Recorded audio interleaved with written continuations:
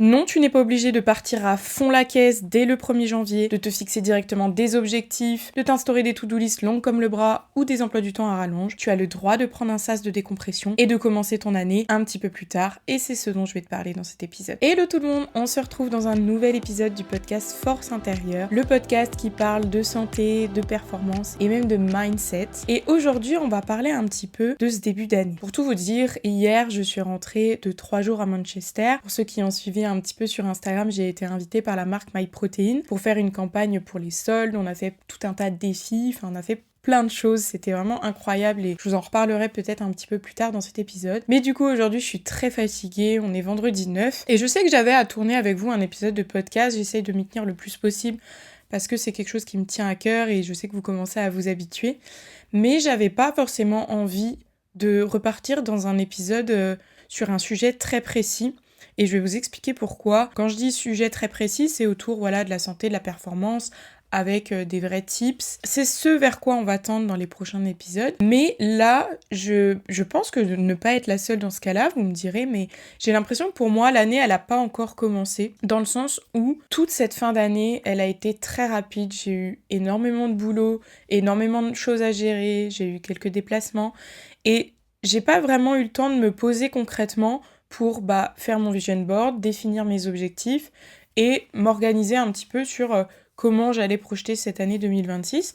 Alors j'ai eu le temps de faire le récap un peu de l'année 2025 et on en avait parlé ensemble dans les 2 derniers épisodes. Mais j'ai pas vraiment eu le temps de me poser, de me dire ok, en 2026, qu'est-ce que je veux faire exactement? Alors j'ai plein de projets qui arrivent, mais de poser les choses concrètes. Et je me suis dit que peut-être il y en avait d'autres qui étaient dans ce cas-là. C'est vrai qu'on voit tout le monde dès le 1er janvier partir à fond la caisse, c'est ce que j'expliquais dans le dernier épisode avec le fait de attention, ne pas cramer son énergie. Mais c'est comme si au premier, tout le monde avait fixé tous ses objectifs, tout était prêt et on part à fond. Et moi, cette année, c'est pas mon cas. Et j'ai pas envie de me culpabiliser de ça parce qu'il y a des choses qui sont arrivées en priorité.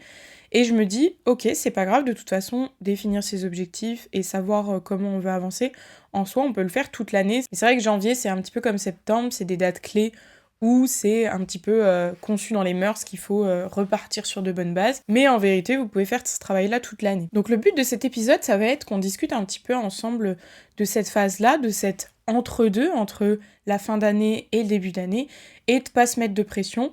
Comme je vous disais, j'avais pas forcément envie de faire un épisode sur un sujet ultra précis pour lequel je me sentais pas forcément alignée encore de partir sur cette base-là, parce que je suis dans un entre-deux où j'ai encore beaucoup de fatigue de la fin d'année, j'ai l'impression que j'ai pas coupé, et j'ai pas envie de repartir du coup à fond dans tout ce que je fais pour ensuite cramer mon énergie et faire tout le contraire de ce que je vous ai expliqué la dernière fois. Donc pour revenir un petit peu sur cette fin d'année, donc moi il y a eu beaucoup de changements pour moi, parce que vous savez en 2025 j'ai arrêté mon activité de kiné en cabinet, et du coup on va dire que tout ce qui est comptabilité, fiscalité, ça va changer pour l'année à venir, ce qui demande beaucoup de paperasse, beaucoup de boulot, et des choses qui me passionnent pas forcément, donc qui sont très énergivores.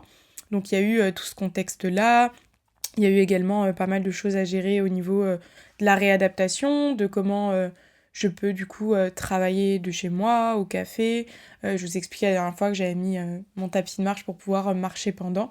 Bref, il y a toute une organisation qui a été chamboulée et qui m'a demandé beaucoup d'énergie. Pareil, au niveau des athlètes que j'accompagne, il a fallu que je me réorganise un petit peu sur comment je voyais les choses pour l'avenir, ce qui a demandé pas mal de travail.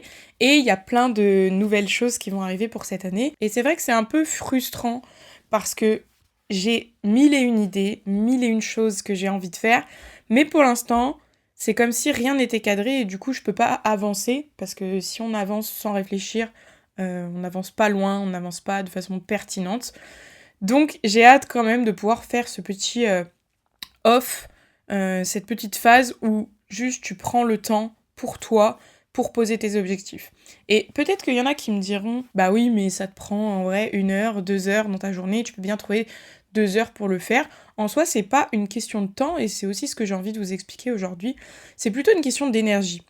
C'est-à-dire que là, les 2 heures pour poser mes objectifs, etc., je peux les trouver dans ma journée, je vais pas vous mentir, je peux les trouver, mais je me sens pas alignée au fond de moi, pour l'instant, c'est pas mon moment.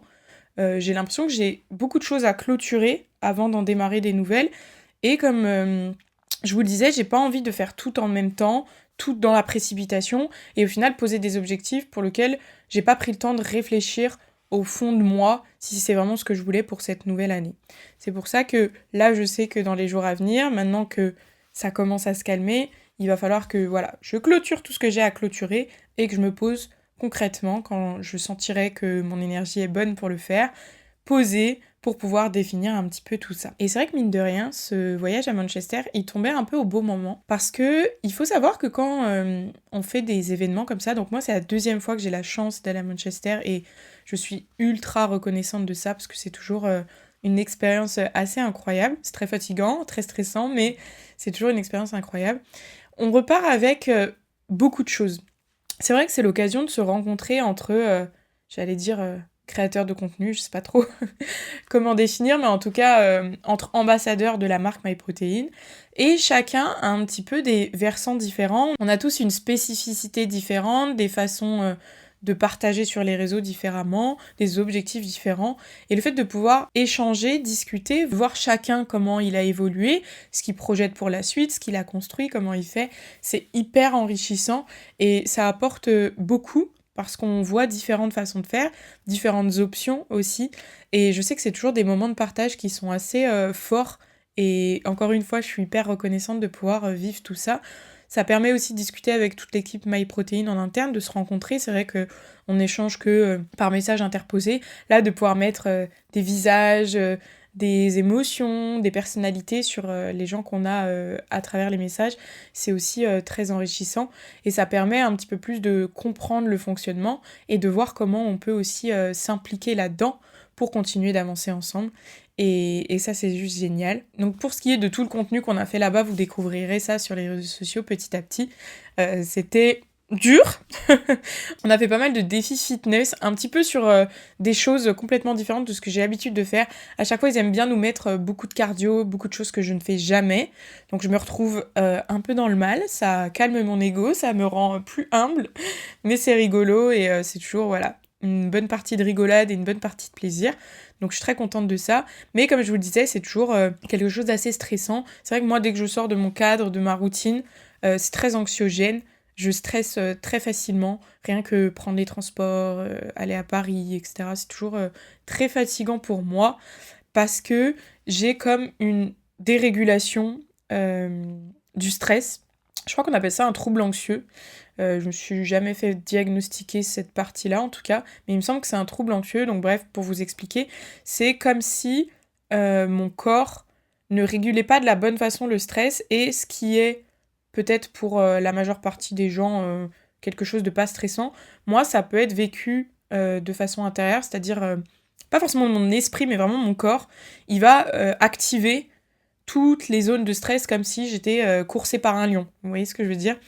Ce qui fait que, je sais pas, je me retrouve dans le métro, il faut que je trouve le métro suivant, bah j'ai le cœur qui bat à 140 BPM, je commence à avoir des suées de stress, je commence à avoir de l'acidité qui remonte dans la gorge, vous voyez, des signes physiologiques de stress, alors que dans mon esprit, bah c'est pas forcément une situation hyper stressante, et c'est un peu une dysrégulation de la gestion du stress. Peut-être qu'il y en a qui connaissent un peu plus précisément les termes, c'est pour ça moi je vous explique vraiment comment j'ai compris la chose et comment je le vis. Mais c'est pour vous expliquer du coup que voilà, ce genre de déplacement c'est toujours très stressant, mon corps il prend un gros coup, c'est pour ça qu'aujourd'hui je suis très fatiguée. Là ça s'entend plus trop, j'ai récupéré ma voix, mais très souvent pareil je perds ma voix parce que comme je vous disais j'ai de l'acidité qui remonte et ça me brûle littéralement les cordes vocales. Donc je perds ma voix, des fois je suis complètement aphone. Donc voilà, ça fait partie du jeu. Mais encore une fois, pour rien au monde, je refuserais ce type d'événement parce que même si mon corps subit et que j'ai pas encore trouvé la façon de mieux gérer ça, je pense que sur la gestion du stress, j'ai encore beaucoup de travail à faire. Hein. Y a certainement des choses qui m'aideraient et que j'ai pas encore explorées. Mais ça m'apporte tellement par ailleurs, tellement d'un point de vue humain, tellement d'un point de vue mindset, réflexion, introspection, que le bénéfice-risque est plus avantageux. Donc c'est pour ça que c'est toujours un plaisir de faire ce genre de petits événements. Et j'en profite d'ailleurs pour tous vous remercier, parce que c'est grâce aussi à votre engagement sur mon contenu. Donc rien que le fait de liker, de commenter, de partager, même de me répondre, tout ça, ça va booster mon contenu et ça me permet aussi de grandir et de pouvoir du coup grandir auprès des marques. Et également grâce à vos commandes que vous utilisez avec mon code Julie, donc là sur MyProtein ou sur les autres marques avec lesquelles je collabore. Tout ça, ça me montre un soutien énorme et ça me permet de vivre des choses extraordinaires. Donc merci du fond du cœur, je pense que je le dis pas assez, mais pour moi c'est ultra important. Je suis hyper reconnaissante, je prends vraiment pas tout ça pour acquis.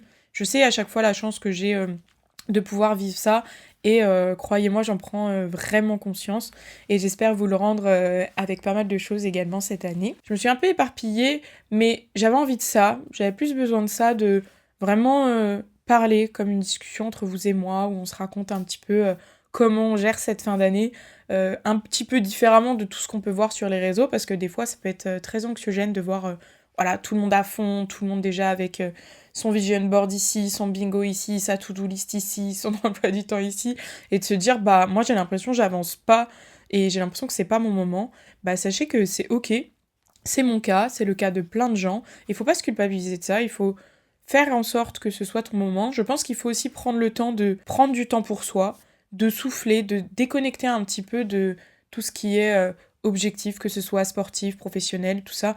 Profiter de sa famille, profiter des choses qui vous font du bien, pour pouvoir un peu prendre ce bol d'air frais qui va vous permettre ensuite de repartir plus fort. Je sais que pendant les fêtes, je l'ai fait un petit peu, mais peut-être pas suffisamment, et c'est pour ça que j'ai l'impression de démarrer janvier et d'être déjà en burn-out, alors que c'est le moment où on devrait avoir l'énergie la plus fraîche. Mais je m'en rends compte, et c'est déjà un premier pas. Ça veut dire que là, il va falloir que vraiment je lève le pied et que je calme un petit peu pour la suite.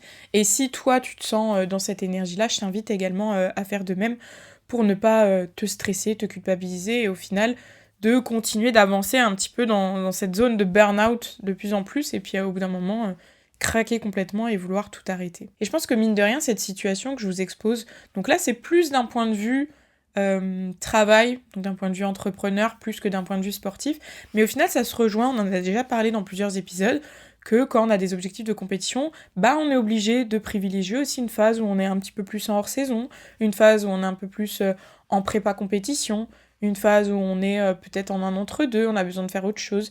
Et bah, dans la vie d'entrepreneur, c'est un petit peu la même chose. On a besoin, en tous les cas, en tant que personne, en tant qu'athlète, en tant que tout ce que vous voulez, avoir des phases où on est plus productif, d'autres un petit peu moins, on a besoin de relâcher un petit peu la pression. Ce qui compte, c'est d'arriver à les identifier et de pouvoir bien calibrer les choses pour éviter d'avoir, voilà, trop d'extrêmes, que ce soit voilà, dans le sport où je suis à fond et après j'arrête tout, que ce soit dans le boulot, pareil, je suis à fond, j'arrête tout, parce que plus on va être sur une courbe linéaire, on va dire, avec des petites fluctuations, plus on va pouvoir durer dans le temps, alors que voilà, les grands pics d'énergie, puis de redescente, etc., souvent ça mène moins loin, et c'est plus difficile d'atteindre vos objectifs. Donc voilà un petit peu ce que j'avais envie de vous dire aujourd'hui. Cet épisode il sera un petit peu plus court que les derniers, mais c'est ce qui matchait le plus avec mon énergie. J'ai pas envie de me forcer à faire du contenu qui me parle pas pour le moment, pour lequel je suis pas alignée et que je vais me forcer à faire parce que je me dis il faut absolument que je rapporte un max de valeur. Je pense que dans tous les épisodes qu'on a eu jusqu'à maintenant, il y a quand même beaucoup de valeur ajoutée, que ce soit pour vos performances, pour votre santé, pour votre mindset. On aborde vraiment des sujets très différents et j'espère que c'est aussi ce qui vous plaît avec ce podcast. Donc un petit épisode un petit peu plus tranquille, un petit peu plus posé, un peu plus en adéquation avec mon énergie du moment, avec ma fatigue du moment. Je pense que ça pourra vous parler aussi si vous êtes un petit peu dans ce cas-là avec ce début d'année. En tout cas, je vous fais des gros bisous, j'espère quand même que cet épisode vous aura plu et on se retrouve la semaine prochaine avec un peu plus d'énergie j'espère et un épisode un petit peu plus long. Bye bye!